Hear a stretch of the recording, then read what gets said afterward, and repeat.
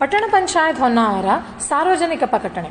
ಹೊನ್ನಾವರ ಪಟ್ಟಣ ವ್ಯಾಪ್ತಿಯ ಶರಾವತಿ ನದಿ ದಡ ಪಾತ್ರದಲ್ಲಿ ವಾಸಿಸುತ್ತಿರುವ ಸಾರ್ವಜನಿಕರಿಗೆ ಈ ಮೂಲಕ ತಿಳಿಯಪಡಿಸುವುದೇನೆಂದರೆ, ಶರಾವತಿ ಜಲಾಶಯ ಪ್ರದೇಶದಲ್ಲಿ ಸತತವಾಗಿ ಮಳೆ ಬೀಳುತ್ತಿದ್ದು ಲಿಂಗನಮಕ್ಕಿ ಜಲಾಶಯಕ್ಕೆ ಹೇರಳವಾಗಿ ನೀರು ಹರಿದು ಬರುತ್ತಿರುವುದರಿಂದ ಆಣೆಕಟ್ಟಿನ ಗರಿಷ್ಠ ಮಟ್ಟ ತಲುಪಿದ್ದು, ಆಣೆಕಟ್ಟಿನ ಸುರಕ್ಷತಾ ದೃಷ್ಟಿಯಿಂದ ದಿನಾಂಕ 19/8/2025 ಲಿಂಗನಮಕ್ಕಿ ಜಲಾಶಯದಿಂದ ಹೆಚ್ಚಾದ ನೀರನ್ನು ಹೊರಬಿಡಲಾಗುತ್ತಿದ್ದು, ಸದರ್ ಜಲಾಶಯ ನೀರು ಗೇರ್ಸೊಪ್ಪ ಜಲಾಶಯಕ್ಕೆ ಹರಿದು ಬರುವುದರಿಂದ ಗೇರ್ಸೊಪ್ಪ ಆಣೆಕಟ್ಟಿನಲ್ಲಿ ಹೆಚ್ಚಿನ ನೀರನ್ನು ಸಂಗ್ರಹಿಸಲು ಸಾಮರ್ಥ್ಯ ಇಲ್ಲದೇ ಇರುವುದರಿಂದ ಜಲಾಶಯದ ಸುರಕ್ಷತೆಯ ದೃಷ್ಟಿಯಿಂದ ಆಣೆಕಟ್ಟಿನ ನೀರನ್ನು ಹೊರಬಿಡಲಾಗುವುದು.